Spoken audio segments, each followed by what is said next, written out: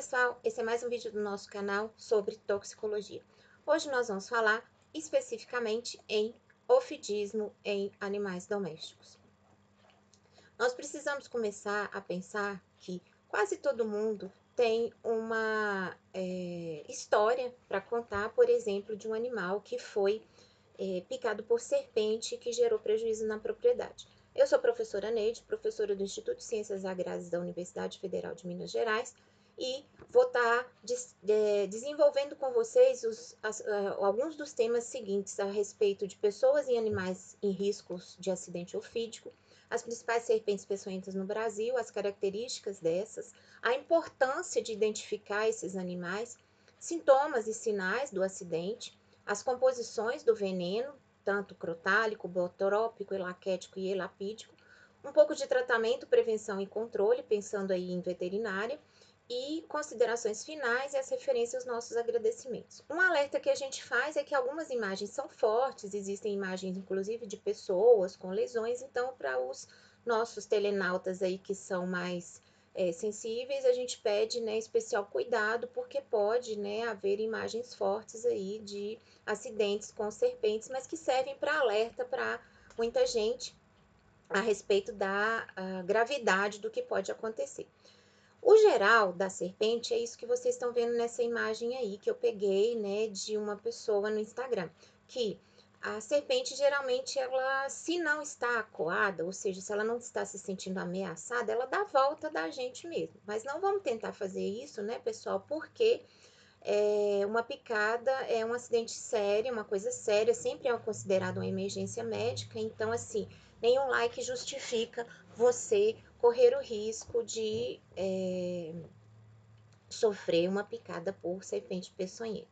Eu peguei isso aqui mais de curiosidade para mostrar que elas são aí parte do ambiente e que a pessoa também que fez isso estava com os equipamentos de proteção ali, né, com bota e tinha treinamento para isso.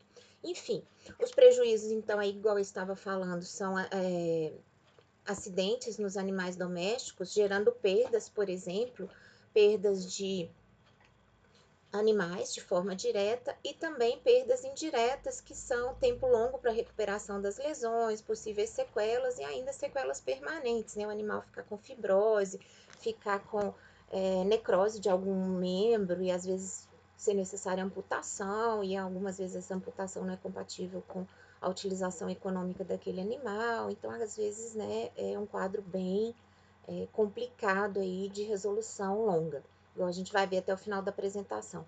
Outras coisas são mitos que às vezes acontecem aí, como é o caso que eu coloquei nessa imagem inicial aí, dessa cobra coral, que tem uma estratégia de defesa que é enrolar a pontinha da cauda. Vocês estão vendo a setinha marcando ali, a setinha preta. Esse animal está em uma posição de defensiva contra os predadores, por exemplo, e, entre aspas, sinalizando para o predador erroneamente onde é a cabeça, que seria, no caso ali, o certo, a cauda. A cabeça é o outro lado, em que nessa posição que o animal está aí para se defender, é a parte mais fininha do animal, porque ele enrolou a cauda. Ou seja, isso gerou um mito vamos dizer assim, no corriqueiro aí do ser humano, que é dizer que a cobra coral efetuou a mordedura com a cauda. Isso é mentira, pessoal, porque, na verdade, às vezes a pessoa não prestou atenção e foi mexer na cauda ou bater na cauda para tentar matar essa cobra, porque é muito comum essa cultura, né, de querer matar a serpente, e aí a cobra foi e fez a picada com a real cabeça dela, que estava do outro lado. Enfim, a gente pretende aqui caracterizar os grupos de serpentes e os envenenamentos, além das principais formas de tratamento, prevenção e controle dos acidentes ofídicos. As pessoas aí em risco, né, de acidente ofídico geralmente são produtores e trabalhadores rurais, porque estão expostos aí mais a um ambiente de mata ou de cultura, em que tem, por exemplo, né, culturas específicas, cana, laranja, café, em que tem muito trabalho braçal próximo ali da região que a serpente pode ficar.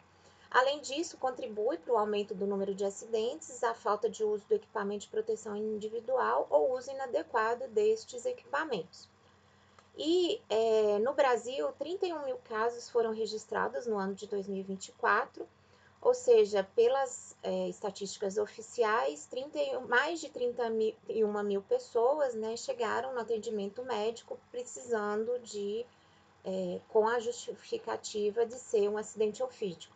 Ou seja, é um desafio, né, para a saúde pública no Brasil, porque a produção de antiveneno, de antissoro, de certa forma limitada, e ainda, né, se a gente perder uma vida por veneno de serpente, já é um prejuízo inestimável se a gente estiver tratando, né, no caso aí, por exemplo, de vidas humanas. A OMS também, pela importância dos acidentes com animais peçonhentos, considera essa uma doença tropical negligenciada. E se isso tudo ainda não justificasse, ainda tem o problema das crenças e dos mitos. Eu já falei de um, que é a coral em fazer mordedura com a cauda, que é mentira. E agora, nesse meio que a gente vive aí de redes sociais, o problema das notícias falsas, né? Divulgação de tratamentos que são ineficientes, benzições, garrafadas. A gente respeita todas as religiões e crenças aí, mas quando a gente está falando em acidente ofídico, o único tratamento que pode salvar a vida do paciente é o soro antiofídico e se for aplicado de maneira rápida. Então, quanto antes levar essa pessoa para o centro hospitalar, melhor. As principais serpentes peçonhentas no Brasil que causam esse problema são do gênero botrópico, né? Aí na figura a gente vê Botrops alternato, Botrops jararaca, que é a cobra jararaca, e por dados oficiais, o soro antiofídico, né, produzido lá pelo Instituto Butantan, é o principal, vamos dizer assim, antídoto importante para salvar vidas. Igual eu estava falando a respeito de tempo aqui da inoculação do veneno, quando o socorro demora mais do que 12 horas, há maior risco de letalidade envolvendo, ou seja, risco de morte do paciente. Ou seja, prevenir, usar equipamento de proteção individual, olhar por onde anda e, se por acaso o acidente acontecer, levar para atendimento rápido, é um grande fator que pode salvar vidas e muitas vidas no país, igual vocês viram, né? Mais de 31 mil acidentes, fora os acidentes que às vezes, infelizmente, né, não chegam a ter assistência médica hospitalar rápida e às vezes acabam até mesmo falecendo a campo e não sendo diagnosticado. Quanto aos animais em risco de acidente ofídico, nós temos principalmente os animais de produção, né, médios e grandes, porque estão em criação extensiva ou semi-extensiva, e as serpentes podem estar se movimentando aí nas pastagens, né? Por exemplo, a gente tem a reserva de mata, uma cerca, às vezes uma estrada ou um aceiro, e do outro lado é a pastagem. Isso para um animal migrar não é muito difícil para essa cobra migrar essa distância. Outra coisa que a gente precisa falar também é que o desequilíbrio ambiental é crescente, então cada vez menos espaços para que essas serpentes peçonhentas fiquem está existindo aí no ambiente, então o equilíbrio ecológico desbalanceado a gente coloca como um dos fatores aí para risco de acidente ofídico. Porque as serpentes vão procurar sempre, né, abrigo, a gente fala o 3A, né, abrigo, alimento e água. Então, vai ser um ambiente coberto para ela descansar, fresquinho ali, depois que ela se alimentou, o alimento roedores, na maioria das vezes, e água, né, para ela poder ajudar ali naquela digestão daquele animal. Sim, as serpentes bebem e bebem muita água. Às vezes a gente vê a serpente naquele aspecto assim mais ressecado, né, da pele, das escamas, mas são animais que ingerem muita água, sim. Outro fator são os animais que, às vezes, da cidade, que vão passear em matas, campos, né, animais de companhia, cães, principalmente, que podem ter espaços com serpentes, às vezes cachoeira. Então a gente tem que tomar cuidado, né, com esses animais, porque alguns anos atrás, aqui em Montes Claros, de onde eu falo com vocês,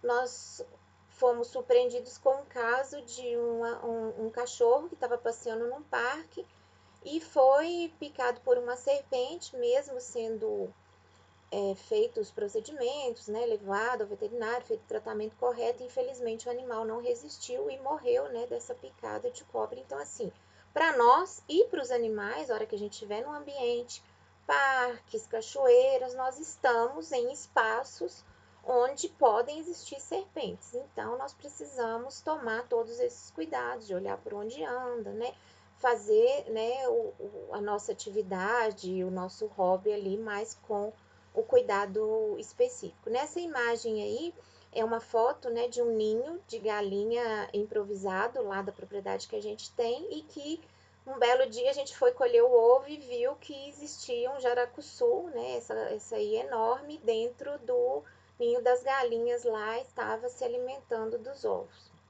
Na nossa propriedade a gente já faz o treinamento para o funcionário para com um cambão, com toda a segurança, um cano, assim, com um lacinho na ponta, ele fazer o recolhimento desse animal, colocar dentro de uma bombona bem grande e levar esse animal para ser solto, né, na área de reserva legal da propriedade. Mas a gente entende que o comum da cultura das pessoas é tentar matar a cobra peçonhenta. Das serpentes, né, os principais grupos aí no Brasil, nós temos crótalos, o gênero crótalos, que engloba as cascavéis, jararacas, né, jaracuçu, urutu e outros, vários nomes comuns aí, que variam inclusive de região para região, que é o gênero Botrops, micruros, que é a coral verdadeira, e láquesis, que é a surucucu, pico de jaca. Desses animais aí, né, as cascavéis têm essa cauda em forma de chocalho, que quando ela está mais nervosa, ela balança esse chocalho, emitindo o som característico.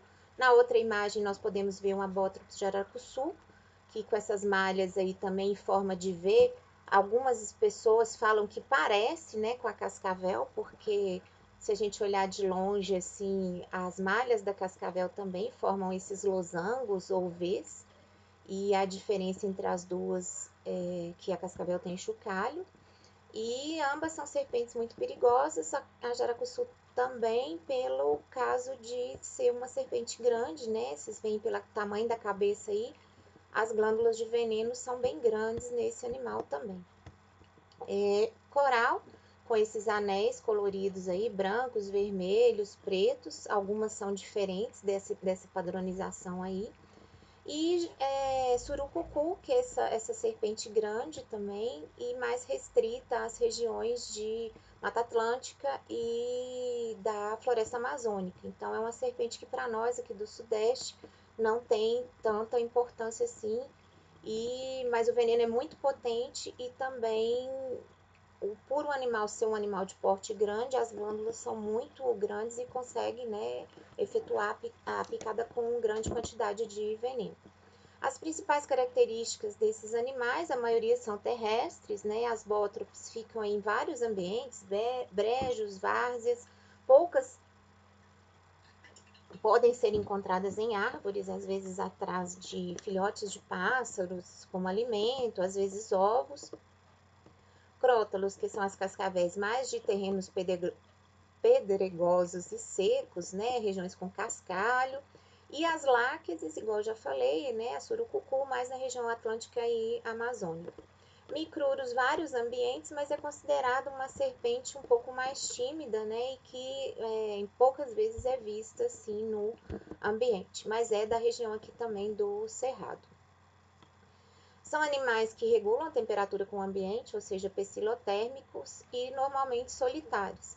A maior atividade ocorre, né, no verão, com o aumento da temperatura, e a partir de primavera e verão também, essas serpentes começam a migrar para se reproduzir. Então, a gente está gravando esse vídeo aqui no dia 30 de setembro, é uma época importante para a gente já começar a prestar mais atenção ainda, porque essas serpentes podem começar a se movimentar mais. A mordedura é considerada uma tática alimentar e também quando o animal se encontra acuado, né, que ele encontra-se assim ameaçado, ele pode efetuar uma mordedura e até mais do que uma para tentar se livrar de alguma ameaça que ele esteja sentindo ali no ambiente. Mas geralmente são animais tranquilos. O que não podem, né, é ser ameaçados ou do tipo a pessoa não vê e pisa em cima e às vezes pode ter 2, 3 picadas ali defensivas mesmo. Porque, obviamente, nem um cavalo, nem o ser humano vai ser parte, né, da dieta de uma serpente dessa. Geralmente esses animais solitários saem, buscam alimento, vão se alimentar e ficar quietinhos para fazer digestão. Porque pensem, o veneno é muito potente porque ele é praticamente o pool das enzimas que vai efetuar a digestão daquele animal. Então, é pena, é bico, é unha, é osso, pele, no caso de mamíferos, tem os pelos, a pele, os dentes, os ossos. Então, uma mistura de enzimas e outros componentes ali para liquefazer mesmo aquele conteúdo e transformar aquele animalzinho que foi ingerido em nutrientes para que aquela serpente sobreviva. No canto ali à direita, né, são padrões de malhas do couro das serpentes. Uma foto aí da Fundação Ezequiel Dias. Continuando aqui nas características gerais, né, a gente já falou da alimentação, são roedores silvestres que servem de presas para essas serpentes, ratos, camundongos, preás, algumas são capazes de se alimentar de pássaros, outras aves e ovos, e poucas que vão preferir na alimentação rãs e sapos. Essa figura de cima aí que aparece esse buraco com risquinho dentro é um caso que aconteceu lá na propriedade também. Um dia de chuva, a gente estava consertando uma cerca com o funcionário lá, acabamos de fazer o buraco, retiramos, né, o morão que estava com problema e limpamos o buraco, fizemos outro buraco e aí começou a chover. A gente foi se abrigar da chuva, a hora que a gente voltou, o que não está lá dentro do buraco da cerca? Uma serpente engolindo um rato. Aí foi aquela dúvida cruel, né? Vamos atrapalhar o almoço dela, prendê-la, ou vamos deixar ela almoçar e prendê-la? Porque a gente sabia, se a gente deixasse essa serpente comer, a hora que a gente pegasse, ela ia se sentir ameaçada e, como ameaça, ia regurgitar. Então a gente achou melhor, né? Coletar o ratinho que ela estava comendo e descartar ambos, descartar que eu digo assim, soltar a serpente e descartar o ratinho lá junto com ela, para que, né, a natureza seguisse seu curso a partir dali. Quanto à caracterização, são animais peçonhentos, né, porque possuem o veneno e são capazes de inoculá-lo. É importante a gente diferenciar, por exemplo, de sapos, porque são animais venenosos, possuem glândulas de veneno, mas não são capazes de inoculá-los na gente. Sapo é um outro assunto que eu gostaria de colocar aqui com vocês, mas não nesse momento. Cenas dos próximos capítulos aí, que a gente vai falar sobre a intoxicação por venenos de sapo, que é um problema às vezes comum, né, em cães, muito curiosos e vão lá e mordem os sapos. Quanto às serpentes, né, não há dimorfismo sexual, a reprodução, igual eu falei, acontece na primavera, verão, e existem cobras que são vivíparas, ou seja, que parem seus filhotes, como é o caso dessa cascavel, na imagem abaixo aqui, que tem, né, o parto aí de uma cascavel em cativeiro. São ovíparas, como a gente pode ver nesses dois ovos na lateral aí, né, nesse fundo azul, ou ainda ovovivíparas. As ovíparas, o ovo vai ser incubado no ambiente, de uma forma talvez semelhante a um ovo aí de lagarto, e as ovovivíparas, os ovos já vão ser postos com as pequenas serpentes dentro desses ovos. E já nascem, tá, pessoal, com a capacidade de serem peçonhentas. Então, nada de achar que porque é uma serpente pequenininha, que acabou de nascer, que não tem veneno, sim. E alguns acidentes com serpentes jovens são até mais graves do que com serpentes mais adultas, por conta de alterações, variações na composição do veneno ali de serpentes mais jovens para serpentes mais adultas. Por que é importante a gente identificar qual cobra é peçonhenta e qual é não peçonhenta? Primeiro, por esse hábito inadequado das pessoas quererem matar tudo quanto é serpente. Para diferenciar também picadas de serpentes peçonhentas de outros animais peçonhentos, abelhas, vespas, escorpião, né? Reconhecer as espécies importantes na região, porque isso pode nos indicar métodos de controle, que eu digo de evitar que essas picadas aconteçam, destinação de áreas, igual a gente vai falar mais adiante. E quando é possível ao clínico saber qual animal que picou aquele animal ou aquela pessoa, nós conseguimos ter uma orientação melhor na conduta clínica, no tratamento. E hoje é mais fácil porque existem, né, várias câmeras de celular aí disponíveis para a gente tirar foto e não aconteceu o que às vezes acontecia no passado, né, que alguns amigos meus que são médicos contam que a pessoa chegava lá no hospital com a cobra viva, né, dentro de um saco assim, que era a cobra que pegou a pessoa. Então, ou de uma caixa, enfim, de um recipiente qualquer lá com a cobra viva que pegou a pessoa. É um perigo porque vocês imaginam se às vezes essa embalagem abre dentro, sei lá, de um carro que está transportando essa pessoa e depois não se sabe onde é que está essa cobra dentro do carro e é uma serpente venenosa. E aí é um risco, né? Então isso somente deve ser feito, né? Transportar o animal causador quando isso puder ser feito com segurança e por pessoa treinada. Nas duas imagens aí que tem nesse slide, são as serpentes não peçonhentas, né? Acima uma cobra jiboia, que muitas vezes eu vejo, né? Inclusive comentários aí nas redes do pessoal matando jiboias, o que não é muito triste, né? Se a gente for pensar, um animal que precisa dele no meio ambiente. E a inferior, né? Aquela cobra do milho, que geralmente o pessoal cria, é exótica, o pessoal cria como animal de estimação. O que me preocupa às vezes é que esses animais de estimação fogem, não são encontrados e podem, inclusive, né, aí causar desequilíbrios ambientais se conseguirem sobreviver nos ambientes dos quais eles fugiram. E aí a pessoa, né, tem que ter uma responsabilidade muito grande quando tiver um tipo desse de animal de estimação, muito mais do que com os que a gente já está mais acostumado.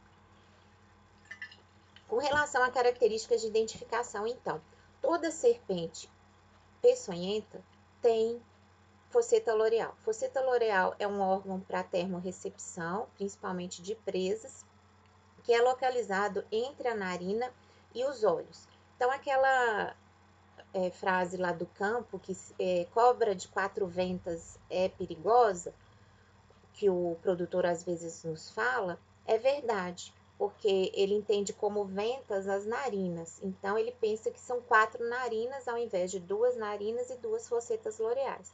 Mas essa sabedoria popular aí é verdade. Além disso, né, tem o dente inoculador de veneno, que vocês veem aí no 1. Agora, as corais verdadeiras não vão ter essa fosseta loreal. Então, assim, toda cobra que tem fosseta loreal é peçonhenta, mas nem toda cobra peçonhenta tem fosseta loreal. Coral é uma cobra peçonhenta que não tem fosseta loreal. E aí, né, na imagem do número 2, aí a gente vê a ausência de fosseta loreal das micruros e ainda a posição da presa inoculadora de veneno, né, que é mais caudal. Então, acaba que não é proteróglifa igual a primeira, ela é opistóglifa, então dificulta um pouco a picada. Para a cobra coral fazer uma picada efetiva, ela vai ter que meio que, né, pegar um pedacinho assim, beliscar mesmo, e não só fazer igual as outras serpentes, que só de encostar assim já injeta o veneno como se fosse, né, uma agulha de injeção. No número 3, a outra diferença aí, que eu já havia falado em outras imagens melhores, é que as cascavéis possuem chocalho, as bótropes terminam a cauda de forma lisa e abrupta, né? Afunilam, assim, não são cobras que são compridinhas, elas vêm grossas e depois afunilam. E a surucucupico de jaca, ela possui uma cauda, né, com espinhas eriçadas e que termina assim numa parte mais pontuda. Então acaba que são critérios de identificação aí das serpentes peçonhentas. Resumindo, nesse fluxograma aí, né, do Manual de Acidentes com Animais Peçonhentos, tem fosseta loreal presente? É peçonhenta. Não tem fosseta loreal presente? É ausente, mas possui anéis coloridos pretos, brancos, vermelhos, é do gênero Micrurus. Se não tiver esses anéis coloridos, é não peçonhenta. Mas tomem cuidado, como é essa coral identificada recentemente aqui na região do Cerrado, que vocês veem que ela tem poucos anéis coloridos e o resto da cobra é todo vermelhinho. E na região amazônica, inclusive, existem corais totalmente avermelhadas, então isso pode variar de animal para animal. Então, assim, tem anéis coloridos, é toda coloridinha, é uma serpente, vamos considerar como peçonhenta até que o laboratório prove o contrário para nossa própria segurança. Se a fosseta loreal é presente e a cauda lisa, com malhas em forma de V ou de C, é gênero Botrops e é peçonhenta. Se a fosseta loreal é presente, a cauda tem escamas arrepiadas, é Lárcases e é peçonhentas. E se é presente e a cauda tem chocalho, é o gênero Crotalus e é uma serpente peçonhenta. Com relação aos sinais e sintomas do acidente ofídico, os sinais locais aparecem minutos após a picada. As pessoas relatam e os animais também sentem dor. A gente vê, né, reflexos de retirada de membro do solo, tá bom? E sinais sistêmicos, né, acontecem poucas horas depois. No caso dos seres humanos, a inoculação do veneno é sub- ou intradérmica e mais raramente intramuscular, intravenosa ou intraarticular. Tem um caso muito curioso descrito na literatura, que infelizmente é uma serpente grande, né, que é a urutu, que é Botrops alternatus também, que produz muito veneno, conseguiu realizar a inoculação no pé de uma pessoa de maneira intravenosa. Foi um caso que sequer teve tempo, né, da pessoa chegar ao hospital, porque a inoculação de veneno, o efeito do veneno aconteceu de uma forma muito rápida, justamente porque pegou nessas veias mais salientes que ficam aí no dorso do pé do ser humano.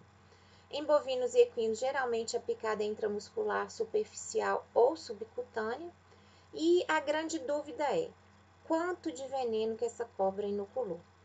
A quantidade de veneno inoculada pode ser desde muito pequena ou até superior à dose letal, porque às vezes o animal mexe, a picada com um dente só, né? Às vezes a cobra não acerta o bote, mas de toda forma, pessoal, sempre considerar acidente ofídico como um caso de emergência médica. Nunca negligencie a assistência médica no caso de acidente ofídico. Isso é muito importante. Isso pode salvar vidas de seres humanos e de animais também, porque muitas vezes, infelizmente, apesar do tratamento ser instituído, a dose de veneno é tão grande que o animal ou a pessoa não resistem. Aí eu trouxe alguns sintomas aqui, né, do acidente ofídico em animais, que eu sou veterinária e é o que a gente consegue explicar aqui.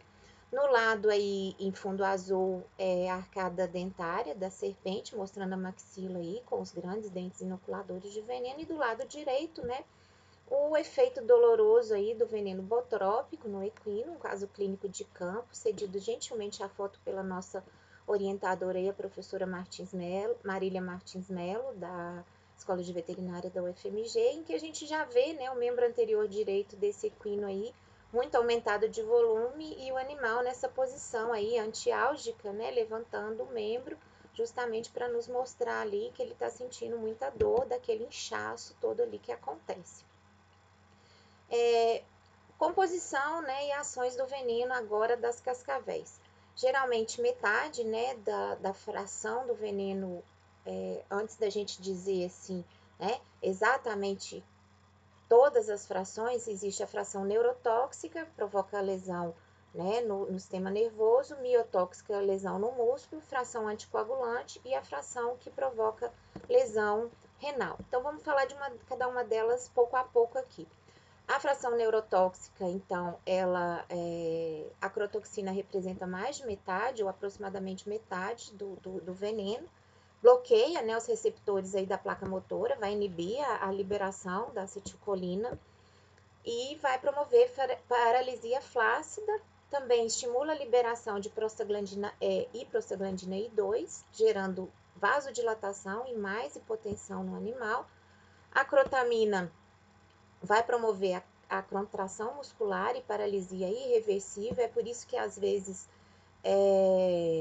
quando a pessoa socorre alguém que teve um acidente com cascavel, a pessoa nos diz que parecia que a cobra tinha entrado na pessoa porque havia fasciculações musculares, né, que a pessoa não sabia entender isso, logicamente, porque não era da área, também provocado, né, pela convulsina, que é uma fração não letal que causa convulsões, né, efeitos respiratórios e circulatórios. Então, vocês imaginam que é uma paralisia flácida, mas que tem um estímulo de contração muscular inicial antes de acontecer a paralisia irreversível, com, né,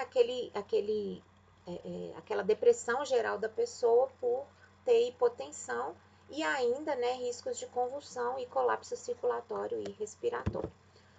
Para outra fração do veneno que provoca lesão no músculo, a ação acontece diretamente nas fibras musculares, principalmente as do tipo 1, provocando dor muscular e mioglobinúria, porque lesão da célula muscular, a mioglobina entra na circulação sanguínea e vai ter que ser excretada pelo rim. Nós vamos ver a consequência disso daqui a pouco. Lá na clínica a gente vê isso também com o aumento, né, das enzimas indicativas aí de lesão muscular, que é creatina fosfoquinase e aspartato aminotransferase. O veneno de cascavel também tem a fração anticoagulante, ou seja, atrapalha a cascata da coagulação do sangue, provocando a fibrinogenemia, o consumo, né, do fibrinogênio por estímulo, né, aí da formação, né, de protrombina, trombina, fibrinogênio e fibrina, e levando até, né, em doses maiores, a ausência completa de coagulação. A fração nefrotóxica atua diretamente no rim, provocando glomerulonefrite, inflamação dos glômerulos renais e insuficiência renal aguda. Só isso aí já seria grave. Vocês imaginam esse rim ainda sendo obrigado a filtrar um sangue com mioglobina, que normalmente não existe mioglobina em quantidade significativa na urina. Então, é mais uma pressão renal e, nesse caso de acidente crotálico, a insuficiência renal aguda é um quadro especificamente sério que precisa, né, ser clinicamente manejado, porque pode provocar a morte, inclusive a morte tardia do paciente aí. Só para resumir, né, porque só essa parte de como os efeitos, os venenos influenciam na cascata da coagulação, daria uma outra aula de até mais tempo do que essa. Eu coloquei em vermelho aí os venenos ofídicos, né, atuando provocando lesões vasculares, consumo de plaquetas, consumo de fibrinogênio ali, né, protrombina, trombina, fibrinogênio e fibrina, atuando, ativando aí o fator 10. E além disso, se não bastasse toda essa fase inicial e, né, a fase 1, que é plaqueta, a fase 2 da coagulação, né, fibrinogênio e fibrina, tem a fase 3, que é a estimulação dos fatores fibrinolíticos, que é a ativação da plasmina, né, do plasminogênio para formar plasmina. Então, os fatores, os produtos de degradação da fibrina também são anticoagulantes. Então, é uma descompensação praticamente total do sistema de coagulação do sangue induzida por venenos ofídicos. Com relação aos sinais e sintomas do acidente ofídico, o rosto da criança não está tapado porque realmente depende dessa imagem para mostrar a sintomatologia, que é a faces aí, né? A pitose palpebral por conta da paralisia facial fica com esse aspecto, né? Com a pálpebra caída, a boca flácida, a bochecha flácida, né? As narinas flácidas, para a gente mostrar isso aqui, né? Que é lá do Manual de Diagnóstico de Acidentes por Animais Peçonhentos, caso de acidente aí com um cascavel.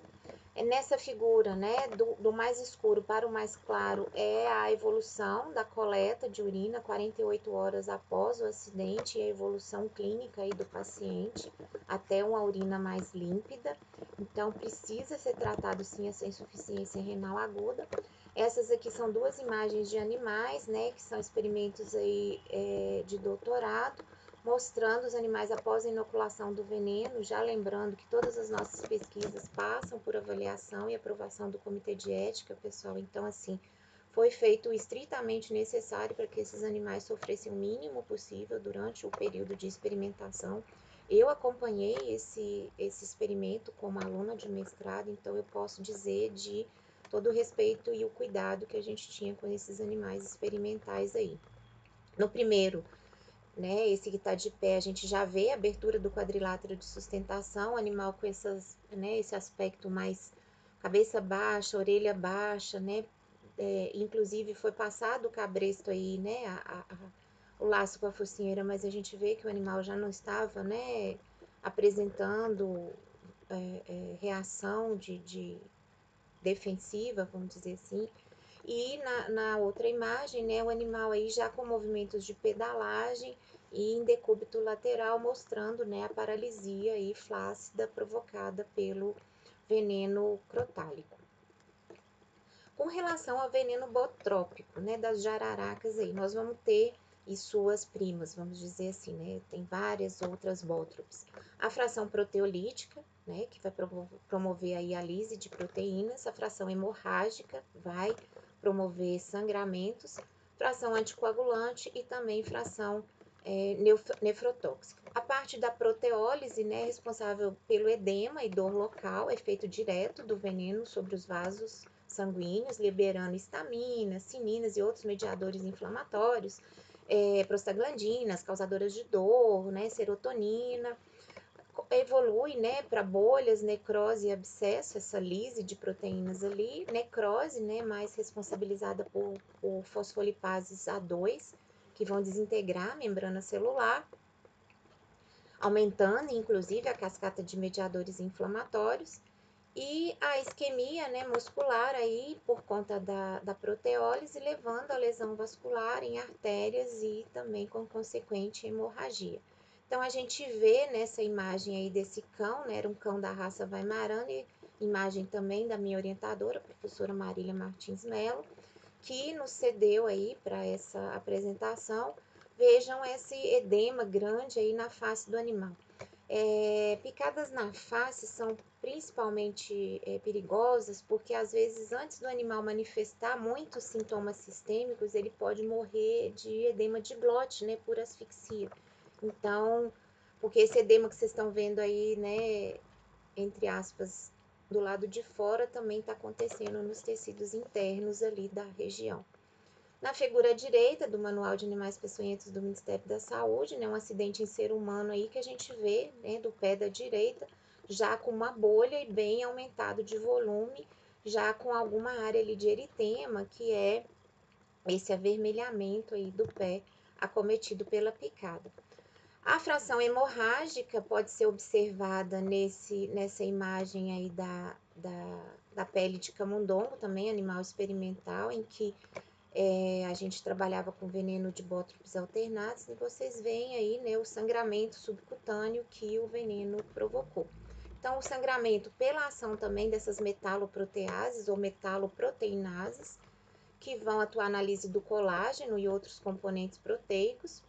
E esse colágeno também vai estar na lâmina basal dos capilares e vai haver ruptura, como nessa figura 2 aí a gente pode ver, né? São equimose, essas manchas arroxeadas aí, praticamente, né, em toda a região medial do membro acometido aí pela picada de veneno de serpente do gênero Botrópico. Nessa figura seguinte aí a gente vê o aumento de volume, né, no anterior direito aí desse equino, muito inchado, né, mais de 2 vezes o volume do outro membro, que é também um acidente botrópico. No caso da foto do cão aí, é um sangramento gengival, né, também decorrência de acidente botrópico. A evolução daquele quadro que eu falei do equino, né, o inchaço maior aí, foi um caso clínico de campo que houve recuperação. E na figura seguinte aí de bovino, é parte das imagens da minha dissertação, minha tese, perdão, de doutorado, em que a gente trabalhou com veneno botrópico, né? E o animal aí nós trabalhamos com 1/3 da dose mínima mortal, mas mesmo assim, 2 animais de um grupo de 5 não conseguiram sobreviver ao efeito de 1/3 da dose mínima mortal até então estabelecida na literatura para bovinos. A imagem dos membros após a necrópsia mostra, né, o membro inoculado ali totalmente hemorrágico, além de edemaciado. O edema também pode ser observado na figura do animal de pé, né, ali com 54 horas após a inoculação do veneno. E as mortes, né, aconteceram em torno aí de 2 dias da inoculação, entre 2 a 3 dias da inoculação.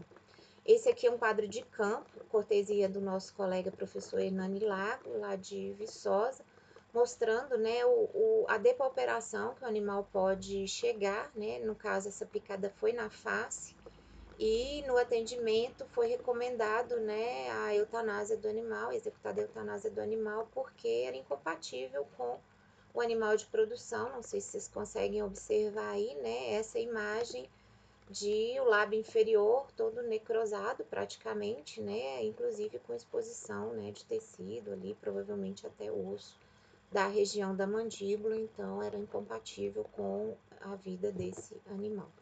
Outras imagens aí de acidente botrópico, né, a imagem de uma criança ali foi picada no pé com necrose já, bolhas e na região do tornozelo, muito edema. E na imagem, né, da direita, uma mão muito inchada, com os dedos muito inchados, e aí é uma dica importante, assim que acontecer o acidente, retirar anéis, pulseiras ou qualquer roupa ou acessório que possa garrotear ali, né, apertar o local. E na outra imagem aqui, né, um pé já com acidente, com bolhas, parecendo bolhas de queimadura, mas na verdade isso aí é efeito proteolítico do veneno. Outro acidente botrópico aí na face, né, de um paciente. Todas essas fotos são do Manual de Acidentes com Animais Peçonhentos do Ministério da Saúde, edição de 2001.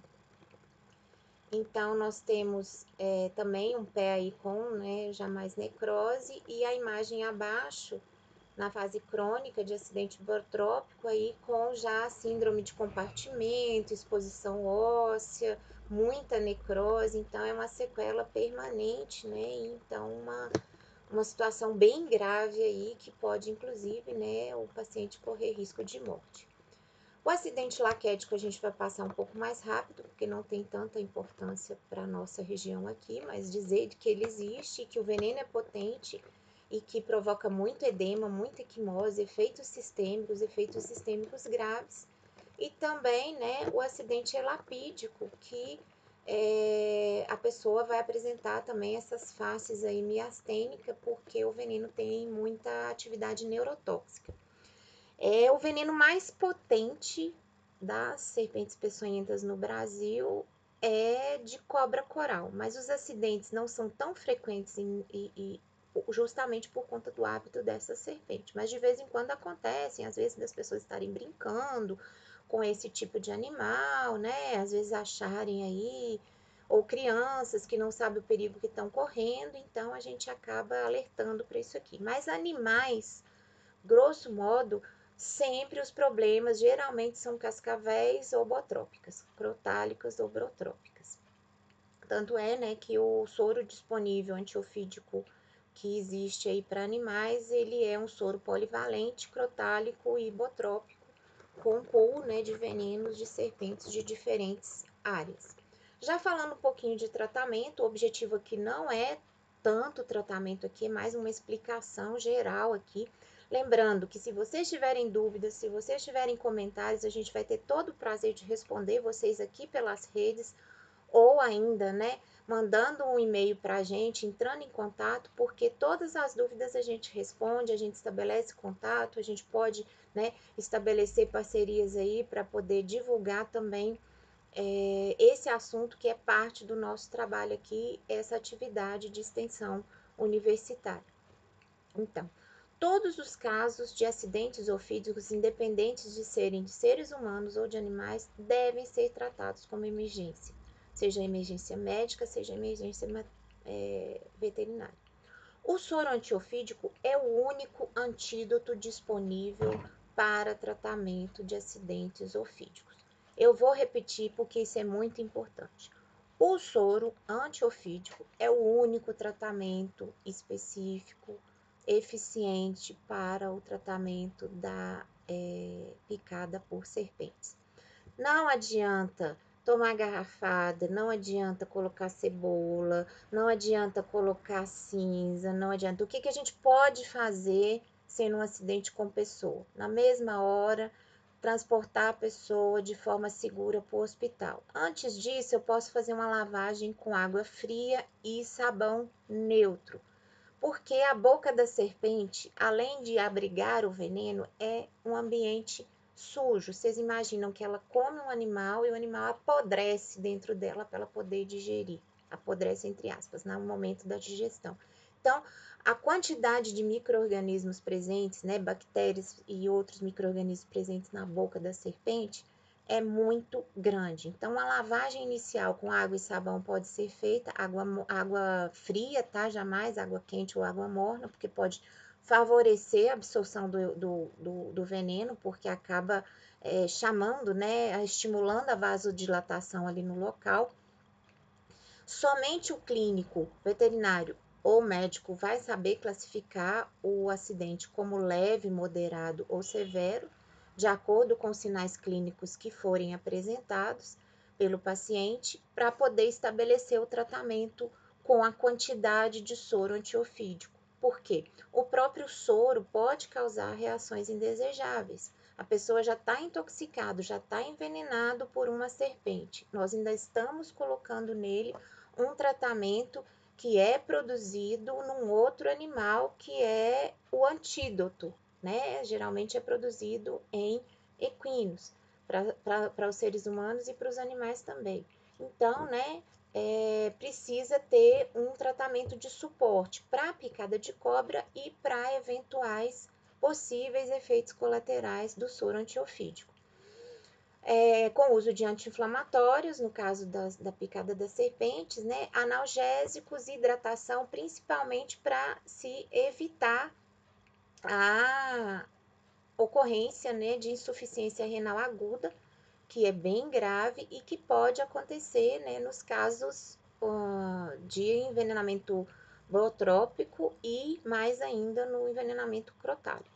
O suporte renal continua por vários dias para avaliar esse paciente, porque às vezes os sintomas são tardios, do tipo 14 dias, 21 dias após a picada, ainda pode acontecer sintomas de insuficiência renal.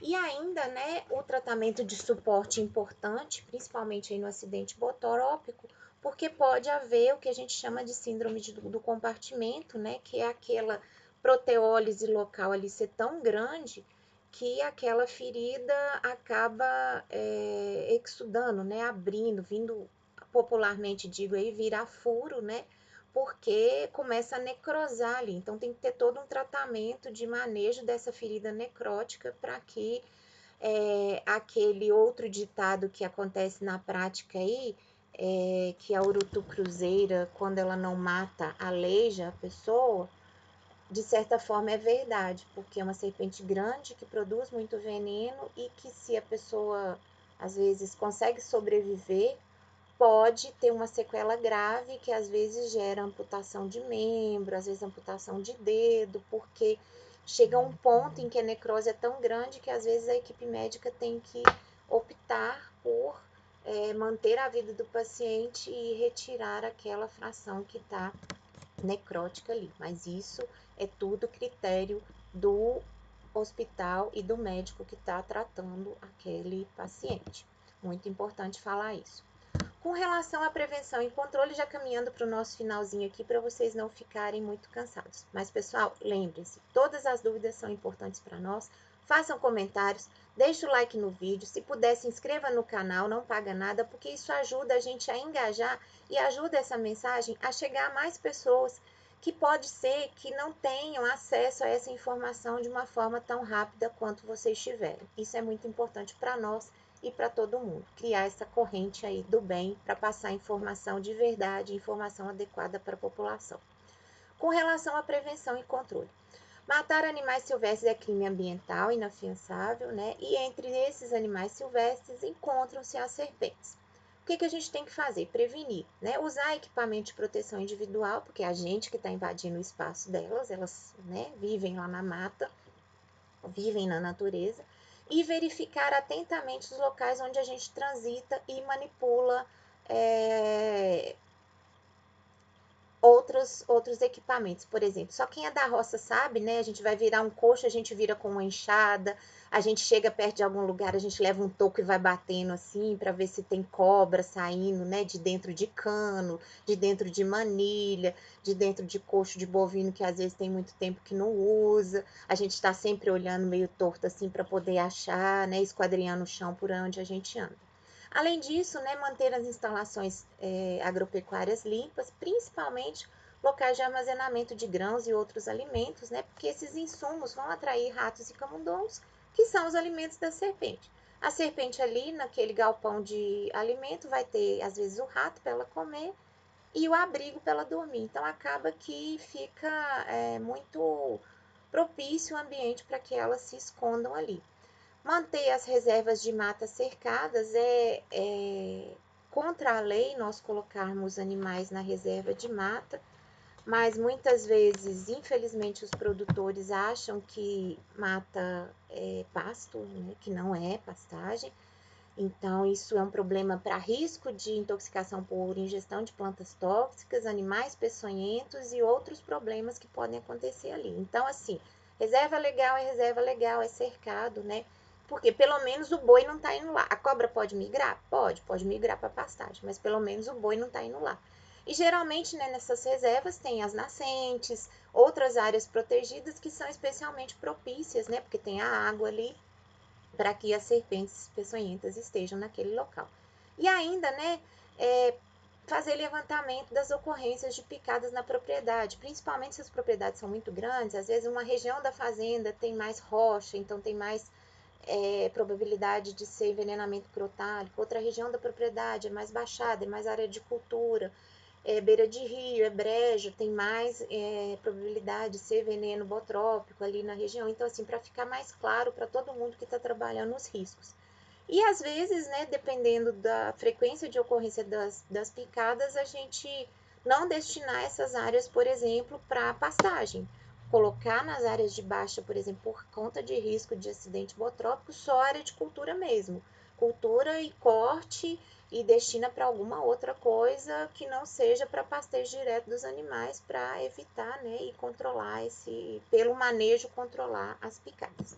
Chegando ao final da nossa conversa aqui, né, nos animais predomina acidentes com as bótropes e crótalos. No ser humano também, a maioria das picadas são pelas serpentes do gênero botrópico, né, principalmente por jararaca. O tratamento, o soro antiofídico é o único antídoto eficaz contra o veneno das serpentes. Nós precisamos pensar também em estabelecer tratamento de suporte, né, anti-inflamatório, analgésico e manejo da sintomatologia tardia, síndrome do compartimento, insuficiência renal aguda e também das possíveis sequelas. Isso tem que ser, para nós veterinários, colocado para o proprietário, porque às vezes o animal tem uma alta clínica, mas volta depois com uma necrose no local da picada das serpentes. Isso precisa ser esclarecido para o proprietário. Para prevenção e controle, né, é muito importante o planejamento, o treinamento da equipe, o estudo da frequência, como que nós vamos trabalhar, porque essas medidas simples e eficazes muitas vezes são as mais negligenciadas. Coloca-se a mão de qualquer jeito em entulho, resto de construção de telhado, ripa, madeira, resto de construção de cerca. Então, isso tudo, né, não custa ter um enxado, um enxadão, qualquer outro equipamento ali, que você vai puxando e vai olhando um por um para ver, né, se debaixo daquelas telhas não tem, por exemplo, né, uma jararaca ali esperando a sua alimentação e que porventura possa vir, né, a nos picar. Porque nosso compromisso aqui com a veterinária é com a saúde pública. Então, nós temos uma saúde única. E o médico veterinário é o profissional também da saúde única. Né? No dia 3 de novembro, a gente comemora o Dia Mundial da Saúde Única, e nesse mês de setembro eu não poderia deixar de, no último dia, gravar essa imagem e tentar disponibilizar para vocês, né? Gravar essa apresentação e tentar disponibilizar para vocês, até como comemoração da nossa profissão, que eu exerço com muita alegria há 26 anos aqui em Minas Gerais, e deixem para mim de onde vocês estão vendo esse vídeo, que eu vou gostar muito de responder todos os comentários de vocês. Grande abraço e até a próxima, com grandes e muitas informações para vocês aqui. Até lá!